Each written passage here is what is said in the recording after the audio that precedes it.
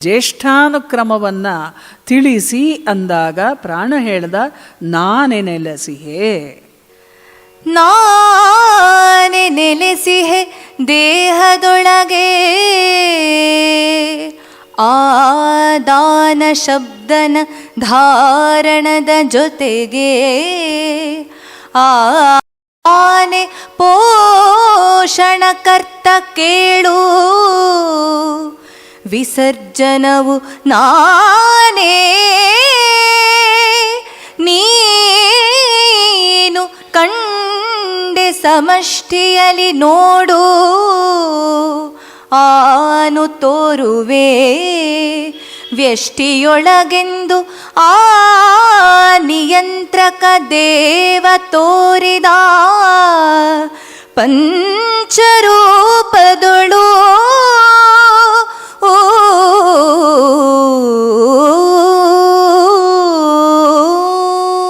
ಪ್ರಾಣ ಪರಿಚಯ ಮಾಡಿಸ್ತಾ ಇದ್ದಾನೆ ಒಂದೊಂದನ್ನು. ಮೊದಲನೆಯವನು ವ್ಯಾನದೇವ, ದೇಹದಾದ್ಯಂತ ಇವ ಇರ್ತಾನೆ. ಮತ್ತು ದೇಹವನ್ನು ಧರಿಸಿರುವ ತ್ರಿವಿಕ್ರಮ ಸ್ವರೂಪಿ ಇವನು. ಇವನಿರೋದ್ರಿಂದಲೇ ದೇಹಗಳಿಗೆ ಉಷ್ಣತೆ ಅನ್ನೋದು ಸಿಕ್ಕೋದು. ಇವನು ಯಾವ ಭಾಗವನ್ನು, ದೇಹದ ಯಾವ ಭಾಗವನ್ನು ಬಿಡ್ತಾನೋ ಅದು ಶೀತಲವಾಗತ್ತೆ. ಅಲ್ಲಿ ಏನನ್ನೂ ಕೂಡ ನಾವು ಮಾಡೋದಕ್ಕೆ ಆಗೋದಿಲ್ಲ. ಆ ದೇಹದ ಆ ಭಾಗ ಒಂದರ್ಥದಲ್ಲಿ ಮೂರ್ಛಿತ ಅಂತ ಕರೀತಾರೋ, ಕೆಲಸ ಮಾಡೋದನ್ನ ನಿಲ್ಲಿಸ್ಬಿಡುತ್ತೆ. ಇನ್ನು ಪಕ್ಕದಲ್ಲಿರೋವನು ಅಪಾನ ದೇವ, ದೇಹದಲ್ಲಿರುವ ಎಲ್ಲ ವಿಸರ್ಜನ ಕ್ರಿಯೆಯನ್ನು ಈತನೇ ಮಾಡುವಂಥದ್ದು. ಈ ವಿಸರ್ಜನ ಕ್ರಿಯೆಯನ್ನು ಒಂದು ಕ್ಷಣ ನಿಲ್ಲಿಸಿದರೂ ಕೂಡ ದೇಹಕ್ಕೆ ಮಹಾ ಕಷ್ಟವಂತೂ ಆಗತ್ತೆ. ಹಾಗೆ ವಿಸರ್ಜನೆ ಆಗ್ತಾ ಇಲ್ಲ, ನಮ್ಮೊಳಗೆ ಇರುವಂತಹ ತ್ಯಾಜ್ಯಗಳಿದಾವಲ್ಲ ಅವು ಆಚೆಗೆ ಹೋಗ್ತಿಲ್ಲ ಅಂತಂದರೆ ಮೃತ್ಯುಪಾಶ ಬಂತು ಅನ್ನುವುದು ಶತಸಿದ್ಧ. ನಾನು ಮಧ್ಯದಲ್ಲಿರೋವಂಥವನು. ನೀನು ಉಸಿರಾಡುವಾಗ ನಿಶ್ವಾಸ ಆ ಅಪಾನ ದೇವನದು, ಉಚ್ಛ್ವಾಸ ನನ್ನದು. ನನ್ನನ್ನು ಯಾರು ಆರಾಧನೆಯನ್ನು ಮಾಡಿ ನನ್ನನ್ನು ನಿಲ್ಲಿಸೋದಕ್ಕೆ ಸಾಧ್ಯ ಮಾಡಿಕೊಳ್ತಾರೋ ಅವರಿಗೆ ಮನೋಬಲ, ಬುದ್ಧಿಬಲ ಮತ್ತು ದೇಹಬಲ ಮೂರೂ ಕೂಡ ಹೆಚ್ಚಾಗ್ತದೆ. ನಾನೇನಾದರೂ ಕೋಪ ಮಾಡಿಕೊಂಡ್ರೆ ರೋಗ ಖಂಡಿತವಾಗಲೂ ಬರುತ್ತೆ. ಮತ್ತು ಇವನು ಉದಾನ ದೇವ, ನಿನ್ನ ದೇಹದಲ್ಲಿ ಶಬ್ದದ ಕ್ರಿಯೆಗಳು ನಡೆಯುತ್ತಲ್ಲ, ಎಷ್ಟೊಂದು ಶಬ್ದಗಳಾಗ್ತವಲ್ಲ, ಅದೆಲ್ಲ ಇವನೇ ಮಾಡಿದ್ದು. ಇವನೇ ನಿನಗೆ ಜಗನ್ನಾಥನ ತೇರು ಅನ್ನುವ ಶಬ್ದವನ್ನು ಹೇಳಿದ್ದು. ಈತ ಪ್ರಸನ್ನನಾಗದೆ ಹೋದರೆ ಕಿವುಡಾಗ್ತೀವಿ. ಕಿವುಡಾದರೆ ಮಿಕ್ಕಿದ್ದೆಲ್ಲವೂ ಕೂಡ ನಿಂತು ಹೋಗುತ್ತೆ. ಇಂದ್ರಿಯಗಳೆಲ್ಲವೂ ಕೂಡ ನಿರ್ಬಲವಾಗತ್ತೆ. ಎಲ್ಲರಿಗಿಂತ ಚಿಕ್ಕವನು ವಾಮನನಂತಿರುವಂಥವನು ಸಮಾನ ದೇವ ಅಂತ ಕರೀತಾರೆ.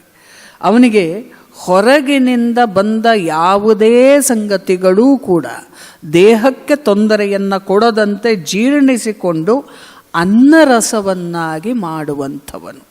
ನಮ್ಮ ದೇಹದಲ್ಲಿ ಎಲ್ಲಿಗೆ ಯಾವುದು ಬೇಕೋ ಅದೆಲ್ಲವನ್ನು ಕೊಟ್ಟು ಸುಸ್ಥಿತಿಯಲ್ಲಿ ಇಡ್ತಾನೆ. ಇದನ್ನೇ ಸಾಕ್ಷಾತ್ಕಾರ ಮಾಡಿಕೊಳ್ಳೋದನ್ನ ಪಂಚಾಗ್ನಿಹೋತ್ರ ಅಂಥೇಳಿ ಕರೀಲಾಗತ್ತೆ. ಆದರೆ ಒಂದೊಂದನ್ನೂ ಸಿದ್ಧಿ ಮಾಡಿಕೊಳ್ಳಬೇಕು ಮತ್ತು ಅದರಲ್ಲಿ ಚಂಚಲವಾಗದೇ ಇರೋ ಥರ ನಿಲ್ಲಿಸ್ಕೊಳ್ಳುವ ಹಾಗೆ ಅಭ್ಯಾಸ ಮಾಡಬೇಕು. ಯೋಗ ಅಂದರೆ ಇಂತಹ ಕ್ರಿಯೆಗಳು, ಒಳಗಡೆಯಿಂದ ಮನಸ್ಸನ್ನು ನಿಲ್ಲಿಸುವಂಥದ್ದು. ಇವರು ಪಂಚಾಗ್ನಿಹೋತ್ರವನ್ನು ಮಾಡ್ತಾರೆ. ಕಿವಿಯಲ್ಲಿ ಸದ್ದುಗಳೆಲ್ಲವೂ ಕೂಡ ಕೇಳ್ತಾರೆ. ಪಂಚಾಗ್ನಿ ದರ್ಶನ ಮಾಡಿದ ಮೇಲೆ ಮತ್ತೆ ದೇವತೆಗಳು ಹವಿಸ್ಸನ್ನು ಕೂಡ ಸ್ವೀಕರಿಸ್ತಿರ್ತಾರೆ. ಆದರೆ ಒಂದು ಆಶ್ಚರ್ಯ ವಿಶ್ವಾಮಿತ್ರರ ಕಣ್ಣಿಗೆ ಕಾಣುತ್ತೆ. ಇವರು ಕೂತಿದ್ದ ಕಡೆಯಲ್ಲೇ ಕೂತಿದ್ದಾರೆ. ದೇಹದಿಂದ ಇನ್ನೊಬ್ಬ ವಿಶ್ವಾಮಿತ್ರ ಅವನು ಹೊರಗೆ ಬಂದು ಎಲ್ಲ ಕ್ರಿಯೆಗಳನ್ನು ಮಾಡ್ತಾ ಇದ್ದಾನೆ. ಯಾರೋ ಬರ್ತಾರೆ, ದೇವಗಂಗೆಯೇ ಬರ್ತಾಳೆ, ಸ್ನಾನ ಮಾಡಿಸೋಗ್ತಾಳೆ. ಇನ್ಯಾರೋ ಬಂದು ಅವರ ಪೂಜೆ ಆಹ್ನಿಕಕ್ಕೆ ಸಿದ್ಧ ಮಾಡಿಕೊಡ್ತಾರೆ. ಅದರಲ್ಲಿ ಆತ ಹೋಮ ಮಾಡ್ತಾನೆ. ದೇವತೆಗಳು ಬರ್ತಾರೆ, ಹವಿಸ್ಸನ್ನು ಸ್ವೀಕಾರ ಮಾಡ್ತಾರೆ. ಇದೆಲ್ಲ ನಾಟಕ. ಇವ್ರಿಗೊಂದು ಪ್ರಶ್ನೆ ಬರುತ್ತೆ, ವಿಶ್ವಾಮಿತ್ರ ಅನ್ನುವ ದೇಹದಲ್ಲಿ ಒಂದು ವಿಶ್ವಾಮಿತ್ರನ, ಇಬ್ಬರು ವಿಶ್ವಾಮಿತ್ರರ ಇರೋದು? ಯಾಕೆ ಅಂದರೆ ಒಬ್ಬ ಹೋಗಿ ಕೆಲಸ ಮಾಡ್ತಾ ಇರಬೇಕಾದ್ರೆ ಇನ್ನೊಬ್ಬನ ದೇಹ ಸುಮ್ಮನೆ ಕೂತಿದೆಯಲ್ಲ, ಇದು ಹೇಗೆ ಅಂತ ಹೇಳಿ ಯೋಚನೆ ಮಾಡಿದಾಗ ಅವ್ರಿಗೆ ಅರ್ಥ ಆಗತ್ತೆ, ಯೋಚನೆಗಳು ಹುಟ್ಟುವವರೆಗೆ ಒಂದು ಘಟ್ಟ, ಯೋಚನೆ ಹುಟ್ಟಿದ ಮೇಲೆ ಅದು ಬೇರೆ ಆಗತ್ತೆ. ಅಂದರೆ ನೀರ ಬುಡದಲ್ಲಿ ಹುಟ್ಟುವಂತಹ ಒಂದು ಗುಳ್ಳೆ ಅಲ್ಲಿ ಒಳಗಡೆಯಲ್ಲಿ ಫಾರ್ಮ್ ಆಗತ್ತಲ್ಲ, ಅದು ಮೇಲಕ್ಕೆ ಬರಲೇಬೇಕದು. ಗುಳ್ಳೆ ಹುಟ್ಟಿದ ಮೇಲೆ ಬರಲೇಬೇಕು. ಬಂದದ್ದು ಮೇಲೆ ಬಂದ ಮೇಲೆ ಅದು ಒಡೆದು ಇತ್ಯರ್ಥವಾಗತ್ತೆ. ಅದರ ಅವಧಿ ಎಷ್ಟೊತ್ತು ಏನು ಕಥೆ ಅದು ಆಗತ್ತೆ. ಹಾಗಾಗಿ ಇದು ಸುರುಳಿ ಸುತ್ತು ಆಗ್ತಾನೇ ಇದ್ದರೆ ಮನಸ್ಸಿಗೆ ಶಾಂತಿ ಎಲ್ಲಿಂದ ಅಂತ ಹೇಳಿ ಯೋಚನೆ ಮಾಡ್ತಾನೇ ಇರ್ತಾರೆ. ಅವ್ರ ಗುಹೆಯನ್ನು ಬಿಟ್ಟು ಹೊರಗೆ ಬರ್ತಾ ಇಲ್ಲ. ಯಾಕೆ ಅಂದರೆ ಅವರು ಬಂದ ತಕ್ಷಣ ಕಲ್ಲುಗಳು ಕೂಡ ಕದಲಿದ ಹಾಗೆ ಆಗ್ತಾ ಇದೆ.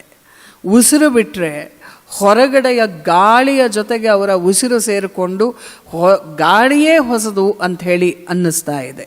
ಇವೆಲ್ಲವೂ ಆಗ್ತಾ ಇದೆ. ಇದರಲ್ಲಿ ಒಂದು ಹಿತವೂ ಇತ್ತು, ಆನಂದವೂ ಇತ್ತು, ಬಹಳ ಸೊಗಸು ಅನ್ನಿಸ್ತಾ ಇತ್ತು. ಆದರೆ ವಿಶ್ವಾಮಿತ್ರನ ಒಳಗೂ ಒಂದು ಎಚ್ಚರಿಕೆಯನ್ನು ಕೊಡ್ತಾ ಇದೆ. ಇದನ್ನು ಈ ವ್ಯಾಪಾರ ಮಾಡೋದಿದೆಯಲ್ಲ, ಈ ಥರದ್ದು ನೋಡಿದ ತಕ್ಷಣ ಅದರ ಸೌಂದರ್ಯ ಹೆಚ್ಚಾಗೋದು, ಈ ಥರದ್ದೆಲ್ಲ. ಒಬ್ಬ ಮನುಷ್ಯ ಬ್ರಹ್ಮಜ್ಞಾನಿಯಾಗಕ್ಕೆ ಹೊರಟ ಅಂದಾಗ ಸಿದ್ಧಿಗಳೆಲ್ಲ ಸುತ್ತ ನಿಂತಿರ್ತವಂತೆ. ಇವನ ಮನಸ್ಸಿನಲ್ಲಿ ಏನಾದರೂ ಆಲೋಚನೆ ಬಂದ ತಕ್ಷಣ ನಡೆಸೋದಕ್ಕೆ ಅವು ಸಿದ್ಧವಾಗಿಬಿಟ್ಟಿರುತ್ತೆ. ಹಾಗಾಗಿ ಇದನ್ನು ಕೂಡದು ಅಂತ ಹೇಳಿ ಎಚ್ಚರಿಕೆಯನ್ನು ಕೊಡುತ್ತೆ ಮುನಿಯ ರೂಪಿಯು. ಮುನಿಯ ರೂಪಿಯೂ ಮತ್ತೆ ಮುನಿಪನ ತನುವಿನೊಳು ಹಿಂದಿರುಗಿದೊಡೆ ವಿಕಿರಣದ ಶಕ್ತಿ ಪ್ರಸರಣವು ಮೊದಲಿನೊಲು ಜರುಗುವುದು ಕನಸಿನಂದದಿ ತೋರುವುದು ಮುನಿಪನಿಗೆ ನಡೆವ ವಿಚಿತ್ರವಿದು ಕಾರಣವನರಿಯದೆ ಕಳೆದನು ಆ ಮುನಿ ಕೆಲವು ದಿನಗಳನ್ನು.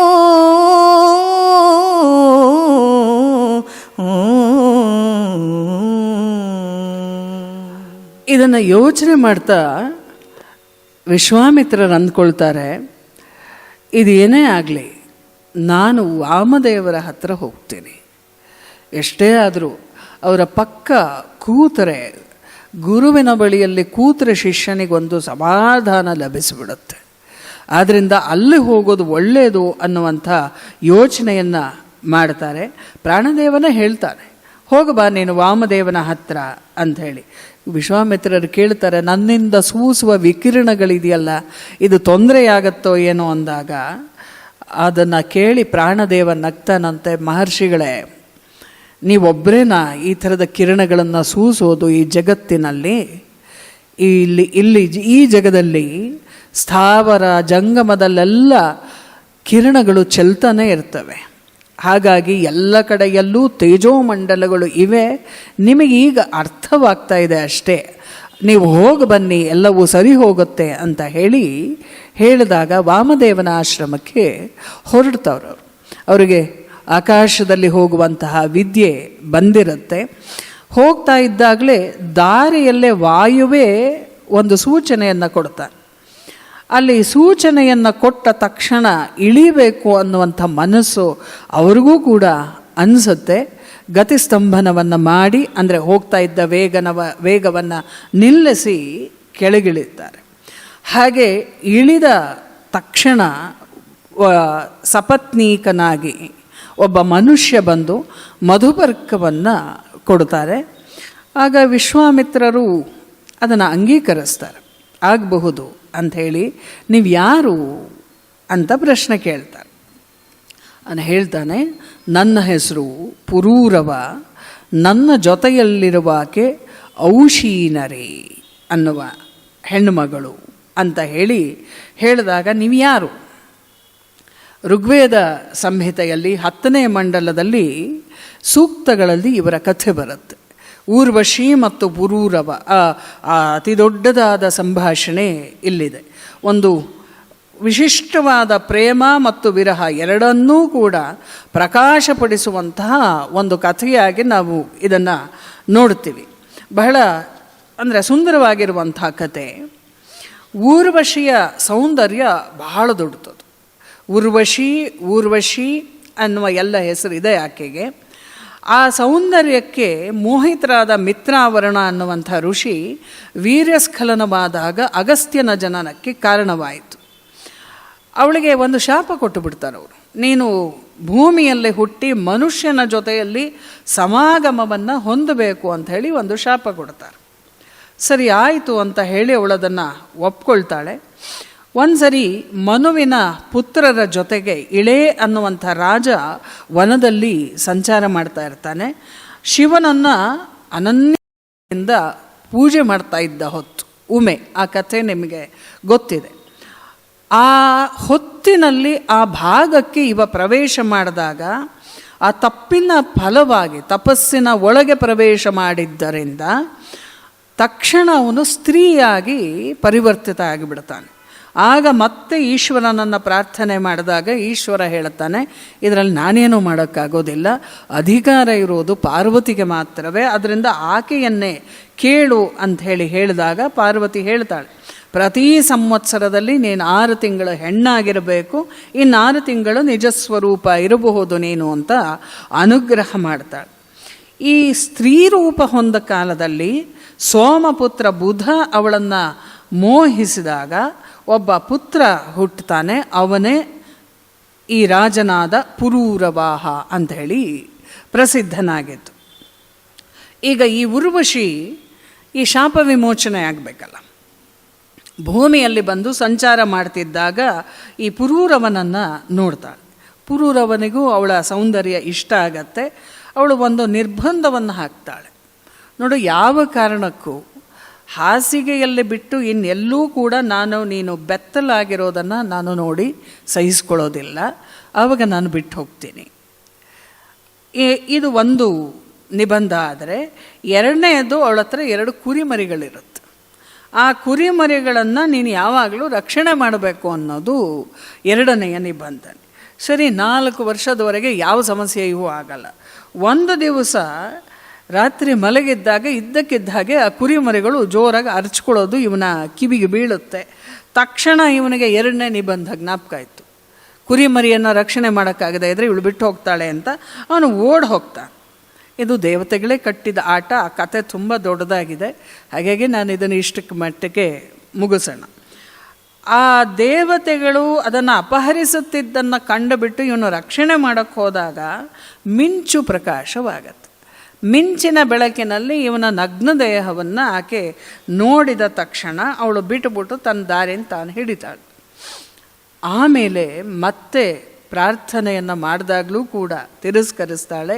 ಹೀಗಾಗಿ ಈ ಪ್ರೇಮ ಮತ್ತು ವಿರಹ, ಈ ಎರಡೂ ಕಥೆ ಮತ್ತು ಇಲ್ಲಿ ನಡೆಯುವಂತಹ ಒಟ್ಟು ಸಂಭಾಷಣೆ ಇದೆಯಲ್ಲ, ಅದು ಬಹಳ ವಿಶೇಷವಾಗಿ ನಡೀತಾ ಹೋಗುತ್ತೆ. ಕೊನೆಗೆ ಅವಳು ಹೇಳ್ತಾಳೆ, ಈಗ ನಾನು ನಿನ್ನನ್ನು ಪಡಿಲಾರೆ, ಆಮೇಲೆ ಸ್ವರ್ಗದಲ್ಲಿ ಸೇರೋಣ ಅಂಥೇಳಿ ಎಲ್ಲ ಹೇಳಿ ಈ ಪ್ರಕರಣ ಒಟ್ಟಾರೆಯಾಗಿ ನಡೆಯುತ್ತೆ.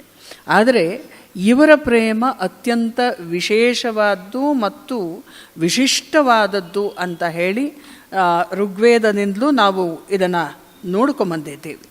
ಮತ್ತು ಇವರಿಬ್ಬರ ಈ ದಾಂಪತ್ಯವೂ ಕೂಡ ಅತ್ಯುತ್ಕೃಷ್ಟವಾದ್ದು ಅನ್ನುವಂಥ ನಂಬಿಕೆ ಇದೆ. ಅದನ್ನು ಅವನು ಹೇಳ್ತಾನೆ, ಮಧುಪರ್ಕ ಕೊಟ್ಟಿದ್ದೀನಿ ಸ್ಥಾಲೀಪಾಕದ ವಿದ್ಯೆಯನ್ನು. ಸ್ಥಾಲಿಪಾಕದ ವಿದ್ಯೆಯನು ನಾ ಹೇಳಿ ನಿಮಗೊಪ್ಪಿಸುವೆನೆಂದು ನೃಪಾಲ ಮುನಿಪ ಪುರೂರವನು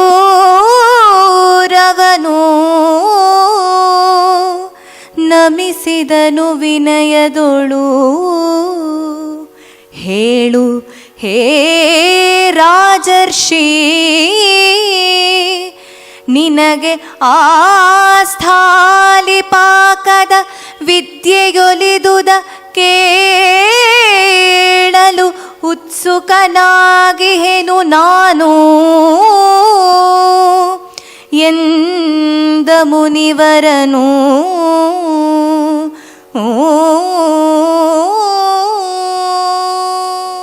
ಮಧುಬರ್ಕದ ಸಮಯದಲ್ಲೇ ಆತ ಹೇಳ್ತಾನೆ, ಈ ಸ್ಥಾಲೀಪಾಕ ವಿದ್ಯೆ, ಮೊನ್ನೆ ನಾವು ಈ ಯಾಗ ಯಜ್ಞದಲ್ಲಿ ಬರುವಂಥ ಶಬ್ದಗಳನ್ನೆಲ್ಲ ನೋಡಿದಾಗ ಇದನ್ನು ಅರ್ಥ ಮಾಡಿಕೊಂಡಿದ್ದೇವೆ. ಈ ವಿದ್ಯೆಯನ್ನು ನಾವು ಕೊಡ್ತೀನಿ, ಅದನ್ನು ನೀವು ಸ್ವೀಕಾರ ಮಾಡಬೇಕು ಅಂತ ತನ್ನ ಕಥೆಯನ್ನೆಲ್ಲ ಹೇಳ್ತಾರೆ.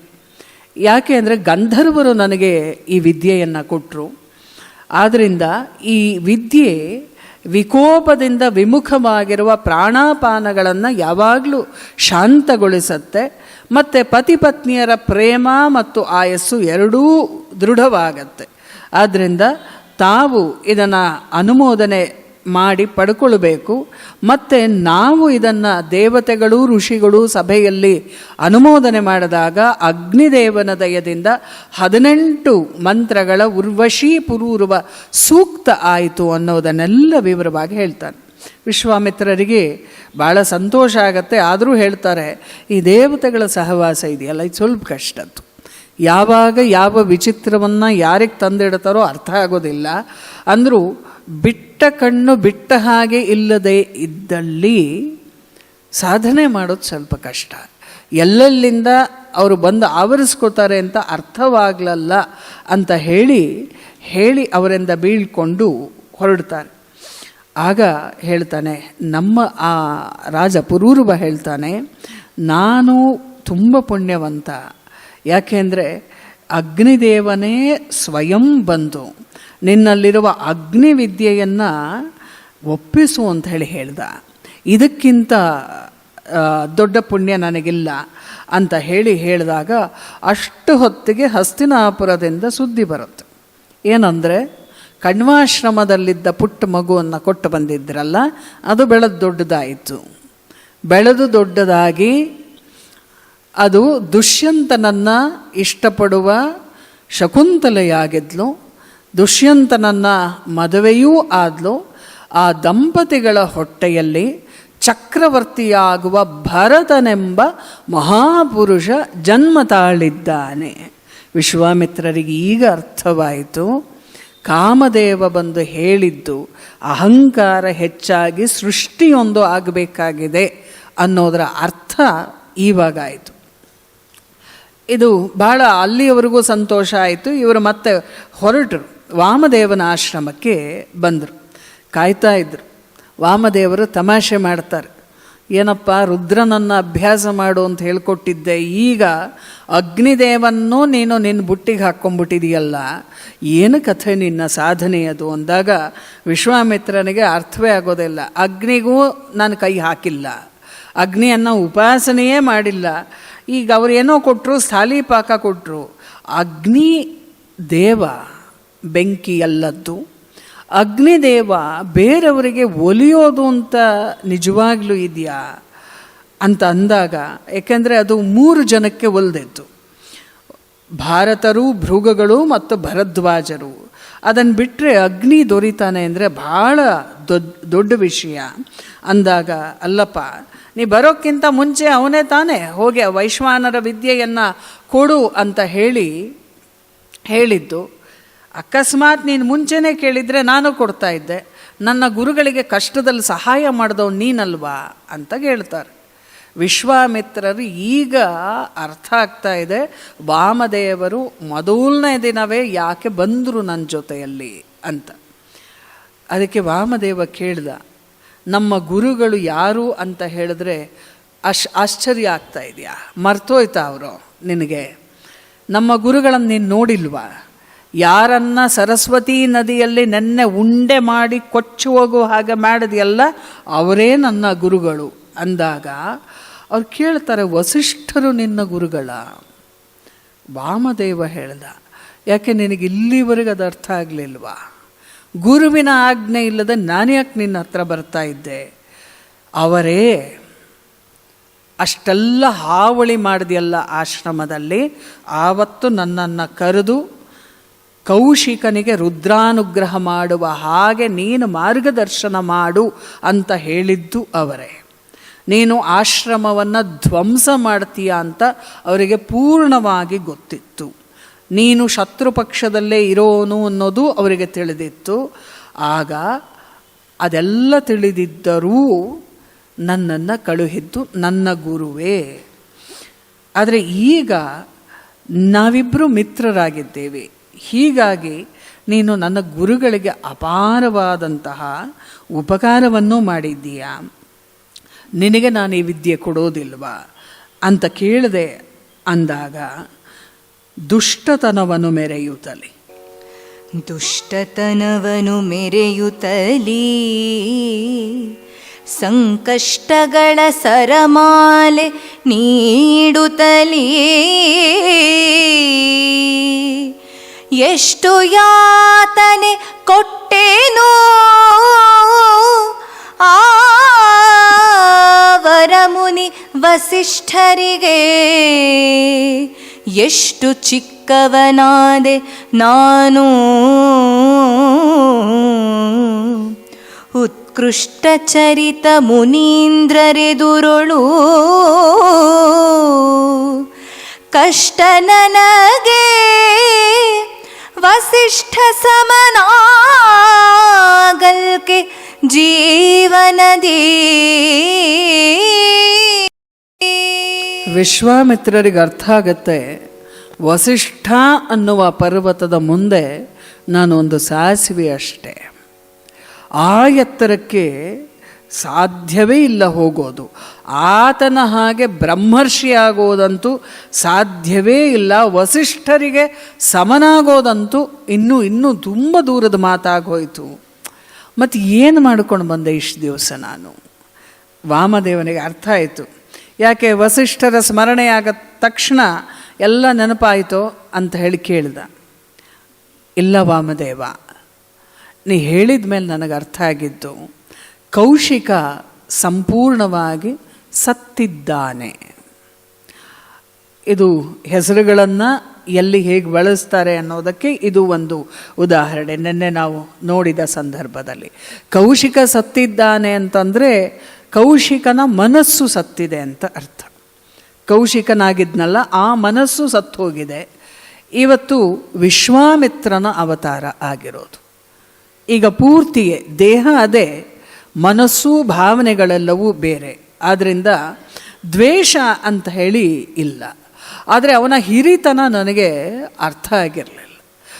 ನಾನು ಎಷ್ಟು ಸಣ್ಣವನು ಅಂಥೇಳಿ ಗೊತ್ತಾಗಲಿಲ್ಲ. ಅವನಿಗೆ ಸಮಾನವಾಗಿ ಇದ್ದು ಬಿಡ್ತೀನಿ ನಾನು ಅಂತ ನಾನು ಯೋಚನೆ ಮಾಡಿದ್ದೆ. ಅವನಿಗೆ ಸಮಾನವಾಗುವುದು ಅಂತಂದರೆ ಭೂಮಿಯನ್ನು ಸುತ್ತಬಿಟ್ಟು ಕಂಕಳಲ್ಲಿ ಇಟ್ಕೊಂಡ ಹಾಗೆ ಲೆಕ್ಕ ಆಯಿತು. ಅಷ್ಟು ದೊಡ್ಡ ಕೆಲಸ ಅಥವಾ ಅಷ್ಟು ಸಣ್ಣ ಕೆಲಸ ಅಂತ ಬೇಕಾದ್ರೂ ಅಂದ್ಕೋಬೋದು. ಭೂಮಿನ ಸುತ್ತಿ ಕಂಕಳಲ್ಲಿ ಹೇಗೆ ಇಟ್ಕೊಳ್ಳೋಕ್ಕಾಗಲ್ವೋ, ವಸಿಷ್ಠರಿಗೆ ಸಮವಾಗಿರೋಕ್ಕೆ ಆಗೋದಿಲ್ಲ ಅಂದಾಗ ವಾಮದೇವರು ಹೇಳ್ತಾರೆ, ಈ ಅಂತಃಕರಣ ಅನ್ನೋದು ಇದೆಯಲ್ಲ, ಇದು ಹೇಗೆ ಅಂದರೆ ಅದಕ್ಕೆ ಭಾವಗಳ ಕಾವು ಬಂದಾಗ ಅದು ಉಕ್ಕತ್ತೆ. ಭಾವನೆಗಳು ಬಂದಾಗ ಅಂತಃಕರಣ ಉಕ್ಕತ್ತೆ. ಅದು ಯಾವುದರ ಅಭಿಮತವಾಗತ್ತೋ, ಯಾವ ವಿಷಯಕ್ಕೆ ಅಭಿಮತವಾಗತ್ತೋ ಅದರ ಪ್ರಕಾರ ಆಗತ್ತೆ.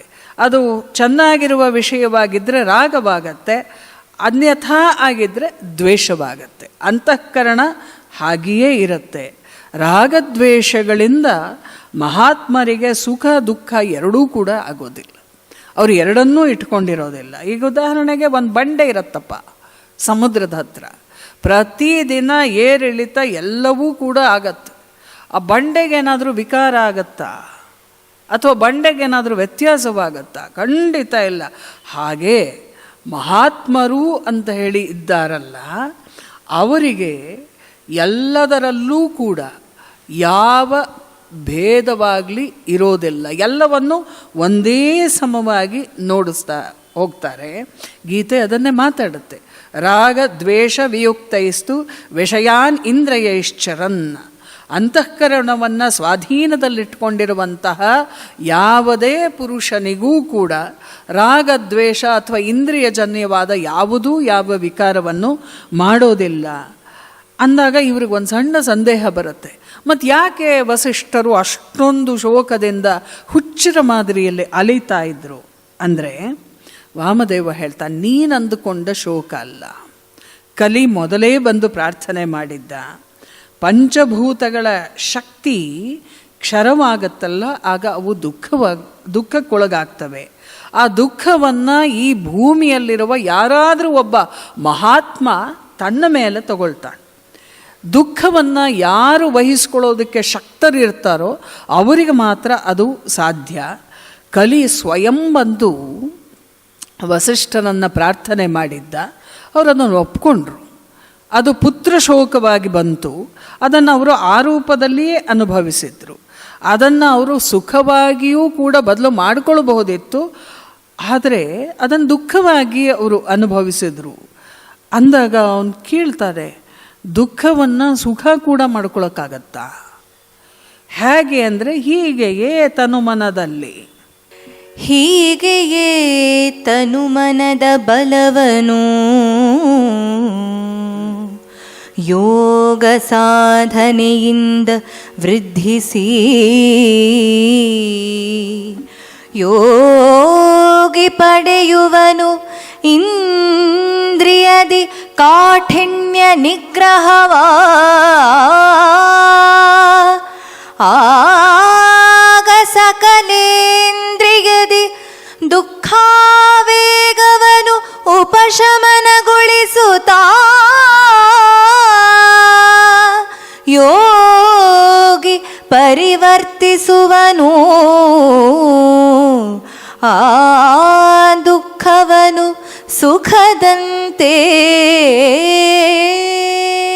ಈ ಪ್ರಶ್ನೆ ಇದೆಯಲ್ಲ, ಆದರೆ ಬಹುಶಃ ಎಲ್ಲ ಮನುಷ್ಯರನ್ನು ಕಾಡಿಸುವಂಥ ಪ್ರಶ್ನೆ. ದುಃಖವನ್ನು ಸುಖವಾಗಿ ಹೇಗೆ ಮಾಡಿಕೊಳ್ಳೋದು? ವಾಮದೇವ ಹೇಳಿದ, ಇದೊಂದು ದೊಡ್ಡ ವಿಷಯವಾ? ದುಃಖವನ್ನೆಲ್ಲ ಸುಖ ಹೇಗೆ ಮಾಡ್ಕೊಳ್ಬೋದು ಅಂತಂದರೆ ಬಹಳ ಸರಳ ಇದು. ಈಗ ಉದಾಹರಣೆಗೆ ನಾನು ಕೆಳಕ್ಕೆ ಬಿದ್ದೆ ಅಂತ ಇಟ್ಕೊ. ಯಾವಾಗ ನನಗೆ ದುಃಖ ಆಗುತ್ತೆ ಅಂದರೆ, ಭೂಮಿಯ ಗಡಸು ಅಥವಾ ಕಠಿಣವಾಗಿದ್ದರೆ, ಭೂಮಿ ಗಟ್ಟಿಯಾಗಿದ್ದರೆ, ನನ್ನ ದೇಹ ಅದನ್ನು ತಡೆಯೋಕ್ಕಾಗದೆ ಹೋದರೆ ಆಗ ನೋವಾಗುತ್ತೆ, ದೇಹಕ್ಕೆ ದುಃಖವಾಗತ್ತೆ. ಅಕಸ್ಮಾತ್ ದೇಹವನ್ನೇ ಕಾಠಿಣ್ಯಪೂರಿತವಾಗಿ ಮಾಡಿಕೊಂಡಾಗ ನಮಗೆ ಆ ನೋವು ಆಗೋದಿಲ್ಲ. ಇಲ್ಲ, ಭೂಮಿಯಲ್ಲಿ ಮೃದುತ್ವವಿದ್ದರೆ, ಅಂದರೆ ಮರಳು ಆ ಥರದ್ದೆಲ್ಲ ಇದ್ದಾಗ ಮರಳ ರಾಶಿ ಮೇಲೆ ಬಿದ್ದರೆ ನೋವಾಗೋದಿಲ್ಲ. ಹೀಗೆ ಮಾರ್ಪಾಟು ಮಾಡಿಕೊಳ್ಬಹುದು. ದುಃಖ ಯಾವತ್ತೂ ಬರೋದು ಯಾವುದರಿಂದ ಅಂದರೆ ಲೋಪವಾಗೋದ್ರಿಂದ. ಯಾವುದರಿಂದ ಲೋಪ? ನಮ್ಮಲ್ಲಿ ಒತ್ತಡಗಳು ಹೆಚ್ಚು ಕಡಿಮೆಯಾಗೋದ್ರಿಂದ ಅಲ್ಲಿಂದ ನಮಗೆ ದುಃಖ ಬರುತ್ತೆ. ಅದನ್ನು ಅನುಸಂಧಾನ ಮಾಡುವುದನ್ನು ಯಾರು ಕಲಿತಾರೋ ಅವರಿಗೆ ದುಃಖ ಆಗೋದಿಲ್ಲ. ನೋಡಿದ ತಕ್ಷಣ ನೀವು ಒಂದು ಮುಗುಳ್ನಗೆ ಕೊಡಬೇಕು ಅಥವಾ ಮಾತಾಡಿಸಬೇಕು ಅನ್ನುವ ನಿರೀಕ್ಷೆ ಎಲ್ಲವೂ ಇದ್ದಾಗ ಅದನ್ನು ಮಾಡದೇ ಇದ್ದರೆ ದುಃಖ ಆಗತ್ತೆ. ನೀವು ಏನೋ ಮಾಡಬೇಕು ಅನ್ನೋ ನಿರೀಕ್ಷೆಯೇ ಇಲ್ಲ ಅಂದಾಗ ನೀವು ನಕ್ಕರೂ ನಗದಿದ್ದರೂ ಮಾತಾಡಿದರೂ ಮಾತಾಡಿಸದೇ ಇದ್ದರೂ ಯಾವ ವ್ಯತ್ಯಾಸ ಆಗುತ್ತೆ? ಯಾವುದೂ ಇಲ್ಲ ತಾನೆ.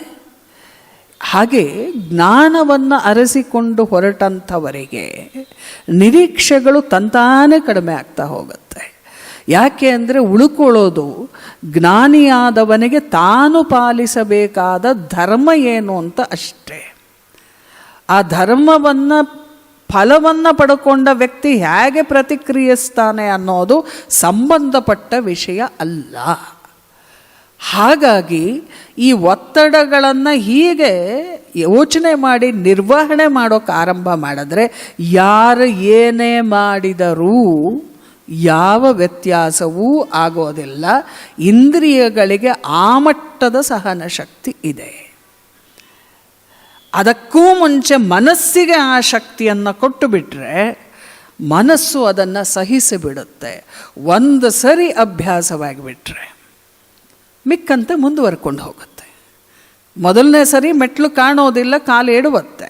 ಎರಡನೇ ಸರಿ ಅಲ್ವಲ್ಲ, ಆಮೇಲೆ ಅದು ಅಭ್ಯಾಸವಾಗುತ್ತೆ. ಇದು ಇಲ್ಲಿಗೆ ಬರುವ ಜಾಗ, ಇಲ್ಲಿ ಇಷ್ಟೇ ಮೆಟ್ಲಿದೆ, ಹೀಗೆ ಹತ್ತಬೇಕು, ಮತ್ತು ಹೀಗೆ ಹತ್ತು ಅನ್ನುವ ಒಂದು ನಿರ್ದೇಶವನ್ನು ಮನಸ್ಸಿಗೆ ಕೊಡ್ತಾ ಹೋದರೆ ಯಾವ ಲೋಪವನ್ನು ಅದು ಏನೂ ತಗೊಳ್ಳೋದಿಲ್ಲ. ಆವಾಗ ಜಗತ್ತು ಬಹಳ ಸುಂದರ ಅಂತ ಅನಿಸುತ್ತೆ. ದುಃಖದ ಆವೇಗ ಕಡಿಮೆಯಾಗತ್ತೆ, ಮತ್ತು ದುಃಖವನ್ನು ಮಾರಿಬಿಟ್ರೆ ಇನ್ನೂ ಒಳ್ಳೆಯದು ಅಂತ. ಚೆನ್ನಾಗಿದೆ ಅಲ್ವಾ ಇದು? ದುಃಖವನ್ನು ಮಾರೋದು ಒಂದು ವಿದ್ಯೆ ಅಂತ ಇದೆ. ವಿಶ್ವಾಮಿತ್ರರು ಗಾಬರಿ ಆಗಿಬಿಡ್ತಾರೆ, ದುಃಖನ ಮಾರೋದು ಒಂದು ವಿದ್ಯೆಯಾ ಅಂದಾಗ ಹೌದಲ್ವಾ, ದುಃಖ ಮಾರಿದ್ರೆ ಎಷ್ಟು ಚೆನ್ನಾಗಿರುತ್ತೆ ಅಂತ ವಾಮದೇವರು ಹೇಳ್ತಾರೆ. ನೋಡಪ್ಪ, ನಿಮ್ಮ ಮನೇಲಿ ಒಂದು ಹಸುವನ್ನು ಸಾಕಿದೀಯ, ತುಂಬ ಪ್ರೀತಿಯಿಂದ ಸಾಕಿದೀಯ, ಅಭಿಮಾನದಿಂದ ಸಾಕಿದೀಯ. ಆದರೆ ಅದನ್ನು ಮಾರಬೇಕು ನೀನೀಗ. ಮಾರಬೇಕಾದಾಗ ನಿನಗೆ ಬೇಜಾರಾಗುತ್ತೆ, ಇದು ಸಹಜವಾದ ಪ್ರಕ್ರಿಯೆ. ಆದರೆ ಅದಕ್ಕೆ ಬೆಲೆ ಬರುತ್ತೋ ಇಲ್ವೋ ನಿನಗೆ?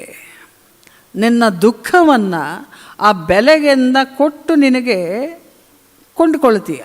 ನಾನು ಕೊಟ್ಟಿದ್ದಕ್ಕೆ ತಕ್ಕ ಬೆಲೆ ಬಂತು ಅಂಥೇಳಿ ಆ ಮಾರಾಟದ ಪ್ರಕ್ರಿಯೆ ಅರ್ಥವಾದರೆ ನಿನಗೆ ದುಃಖ ಆಗೋದಿಲ್ಲ. ಅಂದರೆ ನನಗೆ ಯಾವುದು ಬೇಡವೋ ಆ ವಸ್ತುವಿನ ಗುಣದ ಬಗ್ಗೆ ಯೋಚನೆ ಮಾಡೋದಕ್ಕೆ ಒಂದು ಫುಲ್ ಸ್ಟಾಪ್ ಇಟ್ಬಿಡ್ಬೇಕು.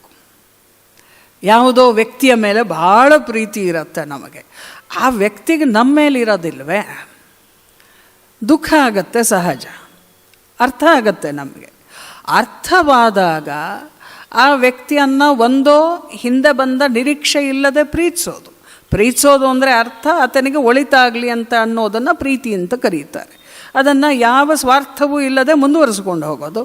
ಎರಡನೆಯದು ದುಃಖವನ್ನು ಮಾರೋದು ಅಂದರೆ ಬಹಳ ಪ್ರೀತಿಸದೆ ಅದನ್ನು ಬಿಟ್ಟು ಬಿಡೋಣ ಅಂಥೇಳಿ ಆ ದುಃಖವನ್ನು ಯಾರನ್ನು ಪ್ರೀತಿಸಿರ್ತೀವೋ ಅವರಿಗೆ ಕೊಟ್ಟು ಕೈ ತೊಳ್ಕೊಳ್ಳೋದು ಇದೆಯಲ್ಲ, ಅದು ಕ್ಷೇಮ. ಆಗ ಸುಖ ತಾನೇ ಅದರ ಪಾಡಿಗೆ ಬರುತ್ತೆ, ಹೆಚ್ಚಿನ ನೋವು ಆಗೋದಿಲ್ಲ. ದುಃಖ ಮಾರೋದನ್ನು ಕಲಿಬೇಕು. ದುಃಖವನ್ನು ಮಾರೋದು ಕಲ್ತ್ಕೊಂಡ್ರೆ ಚೆನ್ನಾಗಿರುತ್ತೆ. ಈ ವಿಶ್ವಾಮಿತ್ರನಿಗೆ ಇದೇನು ಹೊಸದಾಗಿರಲಿಲ್ಲ. ಯಾವಾಗ? ಕೌಶಿಕ ಆಗಿದ್ದಾಗ ಹೊಸದಾಗಿರಲಿಲ್ಲ. ಈ ರಾಜರು ಅಧಿಕಾರ ಈ ಥರದ್ದೆಲ್ಲ ಆದಾಗ ದಿನ ಇದೇ ನಾಟಕ ಮಾಡಬೇಕು, ಆವಾಗ ಅಭ್ಯಾಸ ಆಗಿತ್ತು. ಆದರೆ ಈಗ ಹೀಗಾದಾಗ ಅವನಿಗೆ ಸಾಕು ಪ್ರಶ್ನೆ ಬರುತ್ತೆ.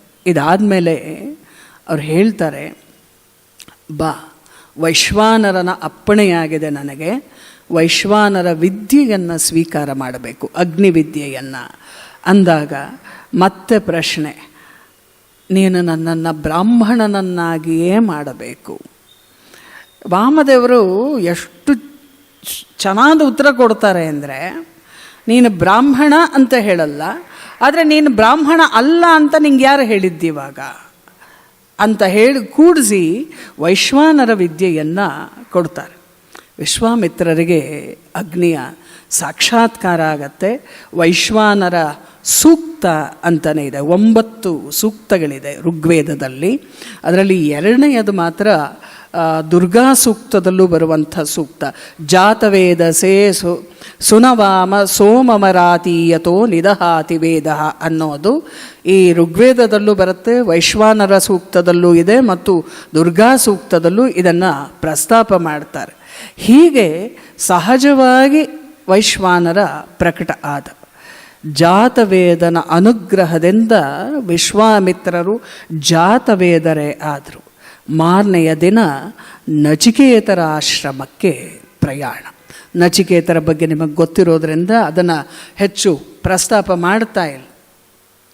ಅಲ್ಲಿ ಋಷಿ ಪರಿಷತ್ತನ್ನು ಕರೆಯಿಸಬೇಕು ಅಂತ ಹೇಳಿ ಅಪ್ಪಣೆ ಕೊಟ್ಟರು. ಪ್ರಯಾಣ ಮಾಡ್ತಾರೆ. ಅವನ ದೇಹದಿಂದ ಜ್ವಾಲೆಗಳು ಬರ್ತಾ ಇದೆ ಅಂತ ವಿಶ್ವಾಮಿತ್ರರಿಗೆ ಭಾಸವಾಗ್ತಿತ್ತು. ಆದ್ದರಿಂದ ಅವರು ಹೇಳ್ತಾ ಹೋಗ್ತಾರೆ, ಅಗ್ನಿಹೋತ್ರಿ ಯಾರು ಅವರು ಅಗ್ನಿಯೇ ಆಗಿರ್ತಾರೆ. ಆ ಜ್ವಾಲೆ ಇರೋದು ಅರ್ಥ ಆಗತ್ತೆ. ಹಾಗೆ ನೀನು ರುದ್ರನನ್ನು ಒಲಿಸಿಕೊಂಡಂಥವನು, ಈಗ ಪ್ರಾಣದ ದರ್ಶನ ಆಗಿದೆ, ಈಗೆಲ್ಲ ತೇಜೋಮೂರ್ತಿಯಾಗಿ ನೀನು ಇದ್ದೀಯ. ಈಗ ವಿಶ್ವಾಮಿತ್ರರ ಸ್ತರದಿಂದ ಮುಂದಕ್ಕೆ ಹೋಗಬೇಕಾಗಿದೆ. ಆದ್ದರಿಂದ ಅಲ್ಲಿಗೆ ಹೋಗುವಂತಹ ಪ್ರಯತ್ನ ಅಂತ ಹೇಳಿದಾಗ ಮತ್ತೆ ಸಣ್ಣ ಸಂದೇಹ ವಿಶ್ವಾಮಿತ್ರರಿಗೆ. ಅದು ಎಲ್ಲ ಸರಿ, ಬ್ರಾಹ್ಮಣ ಆಗೋದಿದೆಯಲ್ಲ, ಮತ್ತೆ ಮತ್ತೆ ಮತ್ತೆ ಅದರಲ್ಲೇ ಸಿಕ್ಕ ಹಾಕ್ಕೊಳ್ತಾರೋ. ಈ ಮೇನಕ್ಕೆ ನಾ ಹೊರಡಬೇಕಾದ್ರೆ ಒಂದು ಮಾತು ಹೇಳಿದ್ಲು, ಏನಂದರೆ ನನ್ನ ಮಗು ಹುಟ್ಟಿದೆಯಲ್ಲ ಅದು ಯಾರನ್ನು ಮದುವೆ ಮಾಡ್ಕೊಳ್ಳುತ್ತೋ ಅದೇ ಕುಲ ನಿನ್ನದಾಗತ್ತೆ ಅಂತ ಹೇಳಿದ್ಲು. ಅದು ಕ್ಷತ್ರಿಯನ್ನ ಮದುವೆ ಮಾಡ್ಕೊಂಡಿದ್ದಾಳಲ್ಲಪ್ಪ, ಈಗ ಹಾಗಿದ್ರೆ ನಂದು ಯಾವ ಕುಲ? ಅದಕ್ಕೆ ಬಹಳ ಒಳ್ಳೆ ಉತ್ತರ ಕೊಟ್ಟರು ವಾಮದೇವರು. ಮೇನಕ್ಕೆ ಗರ್ಭ ಧರಿಸಿದಾಗ ಇನ್ನೂ ನಿನಗೆ ಕೌಶಿಕನ ಅಂಶವಿತ್ತು, ಕ್ಷತ್ರಿಯನ ಅಂಶ ಪೂರ್ತಿ ಹೋಗಿರಲಿಲ್ಲ. ನೀನು ಅಕಸ್ಮಾತ್ ಬ್ರಹ್ಮಜ್ಞಾನಿಯೇ ಆಗಿದ್ರೆ, ದಯವಿಟ್ಟು ನೆನಪಿಟ್ಕೊಳ್ಬೇಕು, ಬ್ರಾಹ್ಮಣ ಅನ್ನುವ ಪದ ಬಂದ ಕಡೆಗೆಲ್ಲ ನೀವು ಬ್ರಹ್ಮಜ್ಞಾನಿ ಅಂತಲೇ ಅರ್ಥ ಮಾಡಿಕೊಳ್ಬೇಕು. ಅಕಸ್ಮಾತ್ ಬ್ರಹ್ಮಜ್ಞಾನಿಯೇ ಆಗಿದ್ದರೆ, ಕ್ಷತ್ರಿಯ ಆಗದೆ, ಆಗ ಈ ಭೋಗ ನಿನಗೆ ದಕ್ಕಿಸ್ಕೊಳ್ಳೋಕ್ಕಾಗ್ತಿರಲಿಲ್ಲ. ಮತ್ತು ಭರತ ವರ್ಷಕ್ಕೆ ಬೇಕಾದ ಒಬ್ಬ ಚಕ್ರವರ್ತಿಯ ಸೃಷ್ಟಿ ಆಗ್ತಿರಲಿಲ್ಲ. ಉದ್ದೇಶ ಅದು. ಆ ಚಕ್ರವರ್ತಿ ಸರ್ವದಮನ ಅನ್ನುವ ಹೆಸರಿಟ್ಕೊಂಡಂಥವನು ಅವನು ಹುಟ್ಟಬೇಕು ಅನ್ನುವುದು ದೇವತೆಗಳ ಯೋಜನೆ. ಹಾಗಾಗಿ ಕ್ಷತ್ರಿಯ ಆಗಲೇಬೇಕಿತ್ತು, ಕ್ಷತ್ರಿಯ ಭಾವ ಇತ್ತು.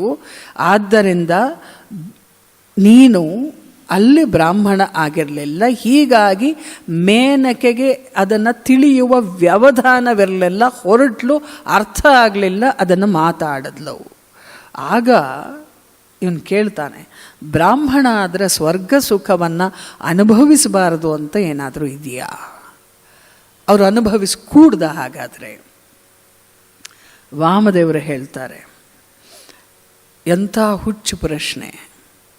ಆ ಸ್ಥಿತಿಗೆ ಬಂದರೆ ಖಂಡಿತ ಉಪಭೋಗ ಮಾಡೋಕ್ಕಾಗಲ್ಲ. ಯಾಕೆ ಅಂದರೆ ಕರ್ತೃತ್ವ ಮತ್ತು ಭೋಕ್ತೃ ಎರಡೂ ಪರರದ್ದು ಅಂತ ಹೇಳಿ ಲೋಕಾನುಗ್ರಹಾರ್ಥವಾಗಿ ತನ್ನದಲ್ಲದೇ ಇದ್ದನ್ನು ವಹಿಸ್ಕೊಂಡು ಬಂದೋಗುವಂತಹ ದೇವತೆಗಳಿಗೆಲ್ಲ ದೇಹದಲ್ಲಿ ಅವಕಾಶ ಕೊಟ್ಟು ಯಾವ ರೀತಿಯಿಂದಲೂ ಮೋಹಕ್ಕೆ ಒಳಗಾಗದೇ ಇರುವವನು ಯಾವ್ಯಾವನಿದ್ದಾನೋ ಈ ಜಗತ್ತಿನಲ್ಲಿ ಅವರೆಲ್ಲರೂ ಬ್ರಾಹ್ಮಣರೇ. ಅದನ್ನು ದಾಟಿದ ಸ್ಥಿತಿಯಲ್ಲಿ ಇರುವವನು ಮಾತ್ರ ಬ್ರಾಹ್ಮಣ. ಹಾಗಾಗಿ ಬ್ರಾಹ್ಮಣನಾದವನಿಗೆ ಭೋಗದ ವಾಂಛೆಯಾಗಲಿ ಭೋಗವನ್ನು ಅನುಭವಿಸಬೇಕು ಅಂತನಾಗಲಿ ಮನಸ್ಸಿನಲ್ಲಿ ಬರೋದಿಲ್ಲ. ಸಾಕ್ಷಿ ನೋಡು, ನಿನ್ನ ಜೊತೆಗೇ ಇರುವಂಥವರು. ಈಗ ಕ್ಷತ್ರಿಯರಿಂದ ಪರಶುರಾಮನಿಗೆ ಜಮದಗ್ನಿಗೆ ಹಾನಿಯಾಯಿತು. ಈಗ ವಸಿಷ್ಠರು ಭೋಗಪಾರಾಯಣದಲ್ಲದೆ ಇದ್ದರಿಂದ ಸನ್ಯಸ್ತರಾದಂಥವರೂ ಆದರೂ ಕೂಡ ನೀನು ಅವರ ಮೇಲೆ ಮಹಾಕ್ಷತ್ರಿಯ ಅಂತ ಅನ್ನಿಸ್ಕೊಂಡಿದ್ದವನು ಅವನ ಮೇಲೆ ಕೈ ಮಾಡದೆ ಕೊನೆಗೇನಾದೆ? ಕ್ಷಾತ್ರವನ್ನು ಬಲಿ ಕೊಟ್ಟು ಈ ಬ್ರಾಹ್ಮಣನೇ ಆದೆ ಅಲ್ವಾ? ಇದು ಬ್ರಹ್ಮತ್ವ ಅಂಥೇಳಿ. ಅಂದರೆ ಇದನ್ನು ನೀನು ಅರ್ಥ ಮಾಡಕೋ. ಯಾಕೆ ಅಂದರೆ ಧರ್ಮ ಸಂಸ್ಥಾಪನೆಯ ಜೊತೆಯೊಳು, ಧರ್ಮ ಸಂಸ್ಥಾಪನೆಯ ಜೊತೆಯೊಳು ಅಧರ್ಮ ನಾಶವ ಮಾಡುವಂಥ ಸುಧರ್ಮಿ ಚಕ್ರೇಶ್ವರನು ಜನಿಸಿಹ ನಿನ್ನ ತನುಜೆಯೊಳು ನಿರ್ಮಿಸುವ ನವರಾಷ್ಟ್ರವನ್ನು ಈ ಕರ್ಮಭೂಮಿಯೊಳು ಅವನು ಕೇಳು ಸುಧರ್ಮ ನೆಲೆಸುತ್ತಾ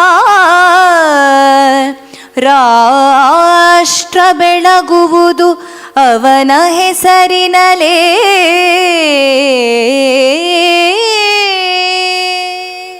ಯಾಕೆ ಆ ಮಗು ಹಾಗೇ ಹುಟ್ಟಬೇಕಿತ್ತು ಅಂಥೇಳಿ ಅಂದರೆ ನಿನ್ನಲ್ಲಿ ಭೋಗ ಪ್ರವೃತ್ತಿಯೆಲ್ಲ ಪೂರ್ತಿ ಹೋಗಿ ತಪಶುದ್ಧವಾಗಿ ಪಿಂಡವಾಗಿ ಶುದ್ಧ ಕ್ಷಾತ್ರ ತೇಜೋನಿಧಿಯಾಗಿ ಆ ಮಗು ಹುಟ್ಟಿದ್ದು.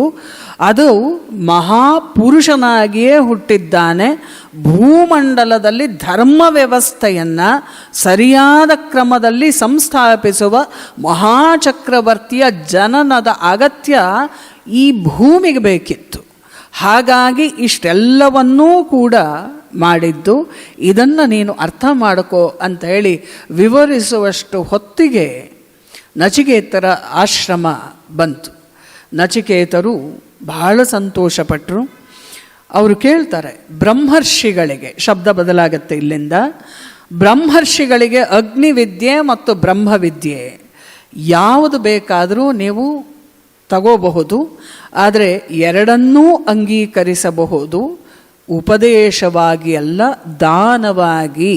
ಇದಕ್ಕೆ ಯಜ್ಞೇಶ್ವರನ ಅಪ್ಪಣೆಯಾಗಿದೆ ಅಂಥೇಳಿ ಅಂದಾಗ ವಿಶ್ವಾಮಿತ್ರರಿಗೆ ಏನು ಹೇಳಬೇಕು ಅಂತ ಗೊತ್ತಾಗಲಿಲ್ಲ. ಸುಮ್ಮನಾಗ್ಬಿಟ್ರು ಅವರು. ನೀವು ಸಂಕಲ್ಪ ಮಾಡಿದಾಗ, ನಚಿಕೇತ ನಿಮಗೆಲ್ಲ ತುಂಬ ಪರಿಚಿತ, ಎಷ್ಟೆಲ್ಲ ಪರೀಕ್ಷೆಗಳನ್ನು ಗೆದ್ದು ಎಂಥ ದೊಡ್ಡ ವಿದ್ಯೆಯನ್ನು ಪಡ್ಕೊಂಡು ಬಂದಂತಹ ಮಹಾಜ್ಞಾನಿ, ಅವನ ಹೆಸರಿನಿಂದಲೇ ಸ್ವನಾಮ ವಿಖ್ಯಾತ ಅಗ್ನಿವಿದ್ಯೆಯನ್ನು ಇಟ್ಟವನು ನಚಿಕೇತ. ಆ ಮಹರ್ಷಿ ಹೇಳ್ತಾರೆ, ನಾನು ಹಾಗೆ ಕೇಳಲಿಲ್ಲ, ಯಾವುದು ಬೇಕು ಅಂತ ಹೇಳಿ ಕೇಳಲಿಲ್ಲ, ಅನುಗ್ರಹವಾಗಿದೆ, ಆದ್ದರಿಂದ ಇದನ್ನು ನೀವು ಒಪ್ಪಿಸಿಕೊಳ್ಳಬೇಕು ಅಂಥೇಳಿ ಅಂದಾಗ ಮತ್ತೆ ವಾಮದೇವರು ಹೇಳ್ತಾರೆ, ನೀವು ದಯಮಾಡಿ ಎರಡರಿಂದಲೂ ನೀವೇ ಅಲಂಕೃತರು, ಇವರನ್ನೂ ಕೂಡ ಸಮ ಅಲಂಕರಿಸೋಣವಾಗಲಿ ಅಂದ ತಕ್ಷಣ ನಚಿಕೇತರು ಹೇಳ್ತಾರೆ, ವಸಿಷ್ಠರ ಶಿಷ್ಯರಿಗೆ ಮಾತ್ರ ಈ ವಿನಯ ಇರುವಂಥದ್ದು, ಇನ್ಯಾರಿಗೂ ಬರೋದಿಲ್ಲ ಈ ವಿನಯ. ಯಾಕೆಂದರೆ ಆ ಕಲಿಸುವಿಕೆ ಅನ್ನೋದೇ ಹಾಗಿರುತ್ತೆ. ಅಂದಾಗ ದಯಮಾಡಿ ಉಭಯ ವಿದ್ಯೆಗಳನ್ನೂ ಕೊಡಿ ಅಂತ ಹೇಳಿದಾಗ ನಚಿಕೇತರು ಹೇಳ್ತಾರೆ, ನೋಡಿ, ಇದರಲ್ಲಿ ದೊಡ್ಡದು ಚಿಕ್ಕದು ಅಂತ ಯಾವುದೂ ಇಲ್ಲ. ಒಂದರ್ಥದಲ್ಲಿ ಬೆಂಕಿಯಾಗುವವರೆಗೆ, ಅಂದರೆ ಅಗ್ನಿಯಾಗುವವರೆಗೆ ವ್ಯತ್ಯಾಸ, ಅದಾದ ಮೇಲೆ ಯಾವ ತಾರತಮ್ಯಗಳೂ ಅಲ್ಲಿ ಇರೋದಕ್ಕೆ ಸಾಧ್ಯವೇ ಇಲ್ಲ. ನಾನು ಎಷ್ಟು ಗೌರವಕ್ಕೆ ಪಾತ್ರನಾಗಿದ್ದೇನೋ ನೀವು ಅಷ್ಟೇ ಪಾತ್ರರು, ಅಷ್ಟೇ ಅಲ್ಲ, ತಾವೂ ಕೂಡ ಗೋತ್ರ ಪ್ರವರ್ತಕರಾಗುವಿರಿ. ಅದಕ್ಕೆ ವಿಶ್ವಾಮಿತ್ರ ಗೋತ್ರ ಅನ್ನುವಂಥದ್ದು ಬಂದಿತ್ತೆ. ವಿಶ್ವಾಮಿತ್ರ ಗೋತ್ರದ ಪ್ರವರ್ತಕರಾಗುವಿರಿ, ನಿಮ್ಮ ಹೆಸರಿನಿಂದಲೇ ಅದು ಬರುತ್ತೆ. ಹಾಗಾಗಿ ಭವಿಷ್ಯದರ್ಥದ ಸಂಪತ್ತಿನಿಂದ ನೀವು ಗೌರವಾರ್ಹರು ಅಂತ ಹೇಳಿದಾಗ ಸ್ವಯಂ ಅಗ್ನಿ ಬಂದು ಆ ವಿದ್ಯೆಯನ್ನು ಕೊಡೋದಕ್ಕೆ ಆದೇಶ ಮಾಡ್ತಾರೆ. ಬಹಳ ಕೃತಜ್ಞತೆ ಇರುತ್ತೆ ವಿಶ್ವಾಮಿತ್ರರಿಗೆ. ನಚಿಕೇತರು ಹೇಳ್ತಾರೆ, ನೋಡಿ, ಋಷಿ ಋಣವನ್ನು ತೀರಿಸೋದು ಬಹಳ ಕಷ್ಟ, ಆದರೆ ನನಗೆ ಆ ಅದೃಷ್ಟ, ನಿಮ್ಮಂಥವರು ಸಿಕ್ಕಿ ಅವರಿಗೆ ವಿದ್ಯಾದಾನ ಮಾಡೋಕ್ಕೆ ಇದರಿಂದ ಋಷಿ ಋಣವನ್ನು ನಾನು ತೀರಿಸ್ಕೊಂಡೆ. ನಿಮ್ಮಂತಹ ಅಧಿಕಾರಿಗಳು ನನ್ನ ಜನ್ಮದಲ್ಲಿ ಒಬ್ಬರಾದರೂ ಸಿಗ್ತಾರ ಅಂತ ನಾನು ಹುಡುಕಾಟದಲ್ಲಿದ್ದೆ. ಆದ್ದರಿಂದ ನೀವು ಸಿಕ್ಕಿದ್ದು ನನ್ನ ಋಣವನ್ನು ಪರಿಹರಿಸಿಕೊಂಡಾಯಿತು ಅಂತ ಹೇಳಿ ಅವರು ಹೇಳ್ತಾರೆ. ಈ ಎಲ್ಲ ಸಂಭಾಷಣೆಗಳನ್ನು ನೋಡಿದಾಗ ಅನಿಸೋದು ಒಂದೇ ಒಂದು ಸಂಗತಿ, ಯಾರು ದೊಡ್ಡವರು ಅಂಥೇಳಿ. ಒಬ್ಬರಿಗಿಂತ ಒಬ್ಬರಿಗೆ ಆ ವಿನಯ ಅನ್ನೋದು ಒಳಗಿಂದ ಒಡಮೂಡಿದೆ. ಹಾಗೆ ವಿಶ್ವಾಮಿತ್ರರು ಕೂತಾಗ ಅವರಿಗೆ ಅರ್ಥವಾಗಿದ್ದೇನೆಂದರೆ, ಹಣ್ಣಿನೊಳಗಿನ ಓಟೆಯಂತೆ ದೇಹದಿಂದ ಪ್ರತ್ಯೇಕವಾಗಿದ್ದಾನೆ. ಸೊಗಸಾದ ರೂಪಕಾಯಿತು. ಆತ್ಮನ್ ಅನ್ನುವಂಥದ್ದು ಓಟೆ, ಹೊರಗಡೆ ಏನೇನೆಲ್ಲ ಇರುತ್ತೆ, ಸಿಪ್ಪೆ, ಅದು ಒಗಚು, ಆಮೇಲೆ ಅದು ಇನ್ನೊಂಚೂರು ಮಾಗಬೇಕು, ಹಣ್ಣಾಗಬೇಕು, ರಸವಾಗಬೇಕು, ರಸ ಜಾಸ್ತಿ ಆದರೂ ಹುಳ ಬರುತ್ತೆ, ಇಂಥ ನೂರಾರು ಸಂಗತಿ ಆಗತ್ತೆ. ಆದರೆ ದೇಹವಿದ್ದಾಗಲೇ ಓಟೆಯ ಮಾದರಿಯಲ್ಲಿ ಆತ್ಮನನ್ನು ಕಾಣೋದಿದೆಯಲ್ಲ, ಅಂದರೆ ಹೊದಿಕೆಯಾಗಿ ಹೀಗಿರೋದು, ಅದು ಅವರಿಗೆ ಅರ್ಥವಾಯಿತು, ದೇಹದಿಂದ ಪ್ರತ್ಯೇಕ. ಆಗನ್ನಿಸ್ಬಿಡುತ್ತೆ. ಇವಾಗ ಕೌಶಿಕ ಆದ್ರೇನು, ರಾಜರ್ಷಿ ಆದ್ರೇನು, ಮಹರ್ಷಿ ಆದ್ರೇನು, ವಿಶ್ವಾಮಿತ್ರ ಆದ್ರೇನು, ಅಥವಾ ಮುಂದಕ್ಕೇನಾದರೂ ಬಂದರೆ ಏನಾದರೂ ಏನು, ಇದು ಬೇರೆ ಅನ್ನೋದು ಅರ್ಥವಾಯಿತು. ನಚಿಕೇತರ ಮುಖದಿಂದ ಬಂದದ್ದು ಶಬ್ದಗಳಲ್ಲ, ಅವೆಲ್ಲ ಅಯಃಪಿಂಡಗಳು ಅನ್ನುವ ಮಾದರಿಯಲ್ಲಿ ಆ ಶಬ್ದಗಳು ವಿಶ್ವಾಮಿತ್ರರ ಹೃದಯದಲ್ಲಿ ಇಳಿದು ಹೊಸದಾಗಿ ಆ ವಾಕ್ಗಳು ಮೊನ್ನೆ ನೋಡಿದ ನಾಭಿ ಹೃತ್ಕಂಠ ರಸನ ಅನ್ನುವಂಥ ಆ ವಾಗ್ವೈಖರಿ ತನ್ನನ್ನು ತಾನು ಪೂರ್ಣವಾಗಿ ಬಿಂಬಿಸಿಕೊಂಡಂತಹ ಚೇತನ ಅದು ಪೂರ್ತಿಯಾಗಿ ಅವರನ್ನು ವ್ಯಾಪಿಸಿಕೊಂಡಿತು. ಹಾಗೆ ವ್ಯಾಪಿಸಿಕೊಂಡಾಗ ಬಹಳ ಸಂತೋಷವಾಯಿತು. ಇಡೀ ಋಷಿ ಪರಿಷತ್ತು ನಚಿಕೇತ ಆಶ್ರಮದಲ್ಲಿ ಸೇರಿದೆ. ಯಾತಕ್ಕೆ ಅಂದರೆ ಧರಣಿಪತಿಯಾಗಿದ್ದ ಕೌಶಿಕ ಈಗ ಮತ್ತೇನಾಗ್ತಾನೆ? ಧರಣಿಪತಿಯಾಗಿದ್ದ ಕೌಶಿಕ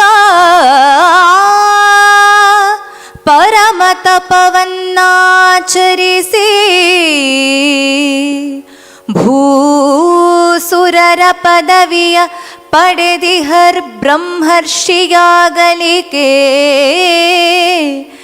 ಕರೆದಿಹೆನು ನಿಮ್ಮೆಲ್ಲರನು ನಾ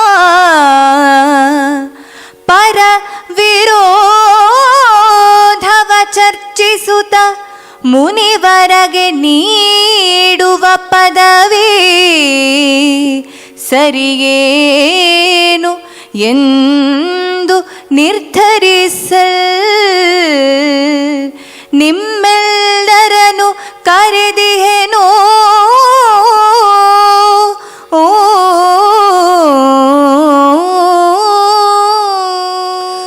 ಎಲ್ಲರೂ ಬಂದು ಸೇರಿದ್ದಾರೆ ನಚಿಕೇತರ ಆಶ್ರಮದಲ್ಲಿ. ಒಬ್ಬರಿಗಿಂತ ಒಬ್ಬರು ಧರ್ಮವೇತ್ತರು, ಪ್ರಾಜ್ಞರು, ಬ್ರಹ್ಮವನ್ನು ತಿಳಿದಂಥವರು. ಎಲ್ರಿಗೂ ಅನಿಸಿದ್ದು ವಸಿಷ್ಠರು ಬಂದರೆ ಚೆನ್ನಾಗಿತ್ತು. ಅವರು ಇಲ್ಲದೆ ಇರುವ ಕೊರತೆ ಎದ್ದು ಕಾಣಿಸ್ತಾ ಇತ್ತು. ಆದರೆ ವರುಣ ಲೋಕಕ್ಕೆ ಹೋಗಿದ್ದಾರೆ, ಯಾವಾಗ ಬರ್ತಾರೋ ಗೊತ್ತಿಲ್ಲ. ಭಗವಾನ್ ಪಿಪ್ಪಲಾದರೂ ಅಧ್ಯಕ್ಷರಾಗಬೇಕು ಅಂಥೇಳಿ ಆಯಿತು. ಮತ್ತು ಯಾಜ್ಞವಲ್ಕರು ಅದನ್ನು ಅನುಮೋದಿಸ್ತಾರೆ. ಇದು ಧರ್ಮ ಪರಿಷತ್ತೂ ಹೌದು, ಋಷಿ ಪರಿಷತ್ತೂ ಹೌದು. ಅಂದರೆ ಈ ಪರಿಷತ್ತಿನ ಎತ್ತರವನ್ನು ನಾವು ಬಹಳ ಗಟ್ಟಿಯಾಗಿ ಅರ್ಥ ಮಾಡ್ಕೊಳ್ಬೇಕು. ಸುಮ್ಮನೆ ಬಂದು ಕೂತವರಲ್ಲ ಅವರು. ಸಭೆಯನ್ನು ಕರೆದ ನಚಿಕೇತರು ಕೇಳ್ತಾರೆ, ತಪಸ್ಸಿನ ಬಲದಿಂದ ಬ್ರಾಹ್ಮಣ್ಯವನ್ನು ಸಾಧಿಸಿ ಬ್ರಹ್ಮರ್ಷಿಯೇ ಆಗಿರುವ ವಿಶ್ವಾಮಿತ್ರರ ಬ್ರಹ್ಮರ್ಷಿತ್ವವನ್ನು ಒಪ್ಪಿಕೊಳ್ಳುವುದಕ್ಕೆ ಈ ಸಭೆ ಅನುಮೋದನೆಯನ್ನು ಕೊಡಬೇಕು ಮತ್ತು ಅದಕ್ಕೆ ಯಾವ ಚರ್ಚೆಗಳಿದ್ದರೂ ಅದನ್ನು ಮಾಡಬಹುದು. ಇದು ಸಭೆಯ ವಿಷಯ. ಯಾಜ್ಞವಲ್ಕರು ಎದ್ದು ನಿಂತ್ಕೊಂಡ್ರು. ನಾನು ಮೊದಲ ಬಾರಿಗೆ ವಿಶ್ವಾಮಿತ್ರರನ್ನು ನೋಡ್ತಾ ಇರೋದು. ತ್ರಿಶಂಕುವನ್ನು ಸ್ವರ್ಗಕ್ಕೆ ಕಳುಹಿಸಿದ ಬಹಳ ದೊಡ್ಡ ಸಾಧನೆ ಮಾಡಿದವರು, ಮತ್ತೊಂದು ಸ್ವರ್ಗವನ್ನು ಸೃಷ್ಟಿ ಮಾಡುವ ಶಕ್ತಿ ಉಳ್ಳಂಥವರು. ಅದಕ್ಕಿಂತ ದೊಡ್ಡದು ವಸಿಷ್ಠರಿಗೆ ಬಂದ ಪುತ್ರ ಶೋಕವನ್ನು ನೀಗಿದಂತಹ ಮಹಾನುಭಾವ. ಇವೆರಡರಲ್ಲಿ ಒಂದು ಕಾರಣ ಸಾಕು ಬ್ರಹ್ಮರ್ಷಿ ಅಂಥೇಳಿ ಕರೆಯೋದಕ್ಕೆ. ಹಾಗಾಗಿ ಇದನ್ನು ಹೇಳಬಹುದು. ಮತ್ತು ಅಷ್ಟೇ ಅಲ್ಲ, ಇವರು ಏನಂದರೆ ಇವರ ತಂದೆಯಾದ ಕುಶಿಕ ಮಹಾರಾಜ, ಮೊದಲನೇ ದಿನದ ಕಥೆ, ಚ್ಯವನ ಮಹರ್ಷಿಯ ಸೇವೆ ಮಾಡಿ ಬ್ರಾಹ್ಮಣ್ಯವನ್ನು ನನಗೆ ಅನುಗ್ರಹಿಸಿ ಎಂದಾಗ ಆ ಮುನಿ ಹೇಳಿದರು, ನಿನಗೆ ಆ ಯೋಗ ಇಲ್ಲ, ನಿನ್ನ ಮಗ ಬ್ರಹ್ಮರ್ಷಿ ಆಗ್ತಾನೆ ಅಂತ ಚ್ಯವನರು ಮಾತಾಡಿದ್ರು. ಅವರ ಮಾತುಗಳು ಸತ್ಯವಾಗಬೇಕಾಗಿದೆ, ಋಷಿವಾಕ್ಯಗಳು ಸತ್ಯವಾಗಬೇಕು. ಹಾಗಾಗಿ ನಚಿಕೇತರ ಸೂಚನೆಯನ್ನು ನಾನು ತ್ರಿಕರಣ ಶುದ್ಧವಾಗಿ ಅನುಮೋದಿಸುತ್ತೇನೆ ಅಂತ ಹೇಳಿ ಯಾಜ್ಞವಲ್ಕರು ಹೇಳ್ತಾರೆ. ಹೇಳಿದಾಗ ಗಾರ್ಗಿಯ ತಾಯಿ ಬಹಳ ದೊಡ್ಡ ತಪಸ್ವಿನಿ, ಅವರು ಬ್ರಹ್ಮವಾದಿನಿ ಅಂತ ಹೇಳಿ ಅವರನ್ನು ಕರಿತೀವಿ. ಅವರು ಎದ್ದು ನಿಂತ್ಕೊಳ್ಳರು. ಅವರೊಂದು ಪ್ರಶ್ನೆಯನ್ನು ಕೇಳ್ತಾರೆ. ಈ ಬ್ರಹ್ಮರ್ಷಿ ಅನ್ನುವಂಥದ್ದು ಯಾರಿಗೋ ಅಭಿಮಾನ ಇದೆ ಅನ್ನೋ ಕಾರಣಕ್ಕಾಗಿ ಬರುವಂಥ ಪದವಿ ಖಂಡಿತ ಅಲ್ಲ. ಕ್ಷತ್ರಿಯನಾಗಿದ್ದ ಈತನ ದೇಹದಲ್ಲಿರುವ ಪಂಚಭೂತ ತನ್ಮಾತ್ರಗಳೆಲ್ಲ ಪರಿಶುದ್ಧವಾಗಿ ಸತ್ವಗುಣಕ್ಕೆ ಬಂದಿದೆ ಎಂದು ಪರೀಕ್ಷೆಯಾಗಿ ಸಿದ್ಧಾಂತವಾಗಬೇಕು. ಸಿದ್ಧಾಂತವಾದರೆ ಮಾತ್ರ ವಿಶ್ವಾಮಿತ್ರರನ್ನು ಬ್ರಹ್ಮರ್ಷಿ ಅಂಥೇಳಿ ಕರಿಬಹುದು. ಆನಂತರವೇ ನಾನು ಒಪ್ಪುವುದು ಅನ್ನುವ ಮಾತನ್ನು ಗಾರ್ಗಿ ಹೇಳಿದ್ರು. ಪಿಪ್ಪಲಾದರೆ ಎದ್ದು ನಿಂತ್ಕೊಂಡ್ರು. ಭಗವತಿ ಗಾರ್ಗಿ ಹೇಳಿದ ಪ್ರಶ್ನೆ ಅತ್ಯಂತ ಸರಿಯಾದ್ದು. ಬ್ರಹ್ಮರ್ಷಿ ಪದವಿ ಅಂದರೆ ಸಾಮಾನ್ಯವಾದ್ದೇನಲ್ಲ, ಸಪ್ತರ್ಷಿಗಳಾಗುವ ಯೋಗ್ಯತೆ ಬರುತ್ತೆ. ಆದ್ದರಿಂದ ಈ ಪ್ರಶ್ನೆಗೆ ಉತ್ತರವನ್ನು ಕೊಡಲೇಬೇಕು ಅಂತ ಹೇಳಿದಾಗ ಮತ್ತೆ ಮಹರ್ಷಿ ನೋಡ ಅವರು ಎದ್ದು ಒಂದು ಮಾತು, ನಾವಿಲ್ಲಿ ಕೂತ್ಕೊಂಡಿರೋರೆಲ್ಲ ವೇದ ಪುರುಷನ ಅನುಗ್ರಹದಿಂದ ಮಹರ್ಷಿಗಳಾಗಿರುವವರು, ವೇದ ಪುರುಷನನ್ನೇ ಸಾಕ್ಷಾತ್ಕರಿಸಿಕೊಂಡವರು. ಹಾಗಾಗಿ ಅವನು ಹೇಳಿದಂತೆ ನಾವು ಕೇಳಬಹುದಾ? ನಾವು ಸ್ವತಂತ್ರವನ್ನು ತಗೊಳ್ಳೋದು ಬೇಡ ಅಂದಾಗ ಮತ್ತೆ ಅವರು ಹೇಳ್ತಾರೆ, ಎಲ್ಲರಿಗೂ ನಮಸ್ಕಾರ. ವೇದ ಪುರುಷನನ್ನು ಪ್ರಾರ್ಥನೆ ಮಾಡಿಕೊಂಡು ಅವನ ಅನುಮತಿಯಂತೆ ನಡೆಯೋದು ಖಂಡಿತ ಸರಿ, ಅದರಲ್ಲಿ ಮತ್ತೆ ಎರಡನೇ ಮಾತಿಲ್ಲ. ಆದರೆ ನಮಗೆ ಎಳ್ಳಷ್ಟು ಸ್ವಾತಂತ್ರ್ಯವೇ ಇಲ್ಲ ಅಂದರೆ ಇದು ಎಷ್ಟರ ಮಟ್ಟಿಗೆ ಸರಿ? ಮತ್ತು ಯುಕ್ತಿಯಿಂದ ಸಿದ್ಧಾಂತ ಮಾಡಿದ್ರೆ ಇದಕ್ಕಿಂತ ಪ್ರಬಲವಾದ ಇನ್ನೊಂದು ಯುಕ್ತಿ ಬಂದಾಗ ಇಡೀ ಋಷಿ ಪರಿಷತ್ ಮತ್ತೆ ಅನುತಾಪ ಪಡಬೇಕಾಗಿ ಬಂದುಬಿಡ್ತವೆ. ನಾವು ಬ್ರಹ್ಮರ್ಷಿ ಅಂದಿದ್ದು ತಪ್ಪ ಅನ್ನುವಂಥದ್ದು ಬರುತ್ತೆ. ಆದ್ದರಿಂದ ಸಂದೇಹ ನಿವಾರಣೆಯಾಗದೆ ಇದನ್ನು ಹೇಳೋದಕ್ಕೆ ಬರುವುದಿಲ್ಲ ಅಂದಾಗ ಎಲ್ಲರಿಗೂ ಕೂಡ ಅದು ಒಪ್ಪಿತು. ಆದರೆ ಗೌತಮರು ಹೇಳ್ತಾರೆ, ಅಗ್ನಿ ರಹಸ್ಯವನ್ನು ತಿಳಿದವರಿಗೆ ಮಾತ್ರ ಮುಖದಲ್ಲಿ ಈ ಮಟ್ಟದ ತೇಜಸ್ಸಿರೋದು, ಅಗ್ನಿಯನ್ನು ಪ್ರಾರ್ಥನೆ ಮಾಡಿದವರಿಗೆ ಮಾತ್ರ ಅಂದಾಗ ಅವರು ಹೇಳ್ತಾರೆ, ಭಾರ್ಗವರು ಹೇಳ್ತಾರೆ, ಹೌದು ಈತ ಬ್ರಹ್ಮರ್ಷಿಯಾಗಿದ್ದಾನೆ ಅಂತ. ಗಾರ್ಗಿ ಒಪ್ಪೋದಿಲ್ಲ, ನೋಡೋಣ ಅಂತ ಹೇಳಿ ಆವಾಗ ಈಕೆ ಕೇಳ್ತಾಳೆ, ನನಗೊಂದು ವರ ಬೇಕು. ವಿಶ್ವಾಮಿತ್ರರನ್ನು ಆಕೆ ಕೇಳ್ತಾಳೆ. ಏನು ಅಂದರೆ, ನನಗೆ ಗೊತ್ತಿಲ್ಲ, ನಾನು ಕೇಳ್ತೀನಿ ಆಮೇಲೆ ಅಂತ ಹೇಳ್ತಾಳೆ. ಅದರ ಜೊತೆಗೆ ಇನ್ನೂ ಒಂದು ಘಟನೆ ನಡೆಯುತ್ತೆ. ಪಿಪ್ಪಲಾದರಿಗೆ ಆಜ್ಞೆಯಾಗಿರುತ್ತೆ ಆಪೋಜ್ಯೋತಿ ವಿದ್ಯೆಯನ್ನು, ಆಪೋ ದೇವಿಯರು ದರ್ಶನ ಕೊಟ್ಟಿದ್ದು ತಮ್ಮೆಲ್ಲರಿಗೆ ನೆನಪಿದೆ ಅಂತ ಅಂದ್ಕೊಳ್ತೇನೆ. ಈಗ ಆಪೋ ದೇವಿಯರೇ ಬಂದು ಆಪೋ ಜ್ಯೋತಿರ್ವಿದ್ಯೆಯನ್ನೇ ಕೊಡು ಅಂತ ಆದೇಶಿಸಿದ್ದರಿಂದ ನಾನು ಕೊಟ್ಟಿದ್ದೇನೆ. ಹಾಗಾಗಿ ನಾನು ವಿಶ್ವಾಮಿತ್ರರು ಒಂದೇ ಸ್ತರದಲ್ಲಿದ್ದೇವೆ, ನಾನು ಅಧ್ಯಕ್ಷನಾಗೋದಕ್ಕೆ ಸಾಧ್ಯವಿಲ್ಲ ಅನ್ನುವ ಮಾತನ್ನು ಹೇಳಿದರು. ಹಾಗೆ ಯಾಜ್ಞವಲ್ಕರೂ ಕೂಡ ಹೇಳಿದ್ರು, ಈತ ಧರ್ಮಜ್ಞ ಮತ್ತು ಬ್ರಹ್ಮಜ್ಞ ಅಂತ ಗೊತ್ತಿದೆ, ಭಗವಾನ್ ನಚಿಕೇತರು ಅಧ್ಯಕ್ಷರಾಗಬಹುದಲ್ವಾ? ಅವರೂ ಒಪ್ಪೋದಿಲ್ಲ. ನಾನೇ ವಿದ್ಯೆಯನ್ನು ದಾನ ಮಾಡಿರೋದ್ರಿಂದ ನಾನೂ ಕೂಡ ಇದನ್ನು ಮಾಡೋಕ್ಕಾಗೋದಿಲ್ಲ ಅಂದರು. ಕೊನೆಗೆ ಸರ್ವಾನುಮತದಿಂದ ಅಧ್ಯಕ್ಷ ಸ್ಥಾನವನ್ನು ಅಲಂಕರಿಸಿದವರು ಭಗವತಿ ಗಾರ್ಗಿ. ಇದು ಭರತವರ್ಷದ ಪರಂಪರೆ.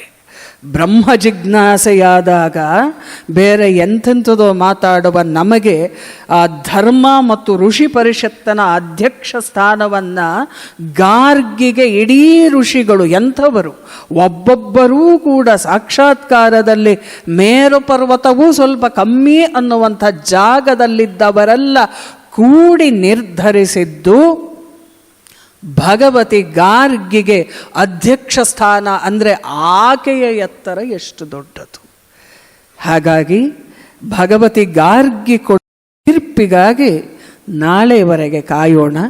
ಅಲ್ಲಿಯವರೆಗೆ ನಾವು ಆ ತೀರ್ಪು ಮತ್ತು ಆ ಚರ್ಚೆಗಳನ್ನು ಕೇಳಿಸ್ಕೊಳ್ಬೇಕು, ಭಗವತಿ ಗಾರ್ಗಿಯ ಪ್ರಾರ್ಥನೆಯನ್ನೂ ಕೇಳಬೇಕು ಅಂತ ಹೇಳ್ತಾ ಮತ್ತೆ ನಾಳೆ ಭೇಟಿಯಾಗೋಣ ನಚಿಕೇತರ ಋಷಿ ಪರಿಷತ್ತಿನಲ್ಲಿ ಅಂಥೇಳಿ ಹೇಳ್ತಾ ತಮ್ಮೆಲ್ಲರಿಗೂ ವಂದನೆಗಳನ್ನು ಹೇಳಿ, ಇಲ್ಲಿವರೆಗೆ ಅತ್ಯಂತ ಸುಶ್ರಾವ್ಯವಾಗಿ ಹಾಡಿದಂತಹ ಮತ್ತು ನಮ್ಮ ಯುವ ಕಲಾವಿದೆಗೆ ನಿಮ್ಮೆಲ್ಲರ ಆಶೀರ್ವಾದದ ಹಾರೈಕೆ ಇರಬೇಕು ಅಂಥೇಳಿ ಪ್ರಾರ್ಥಿಸುತ್ತಾ ಇಂದಿನ ಕಾರ್ಯಕ್ರಮವನ್ನು ಸಂಪನ್ನಗೊಳಿಸ್ತಾ ಇದ್ದೇವೆ. ನಮಸ್ಕಾರ.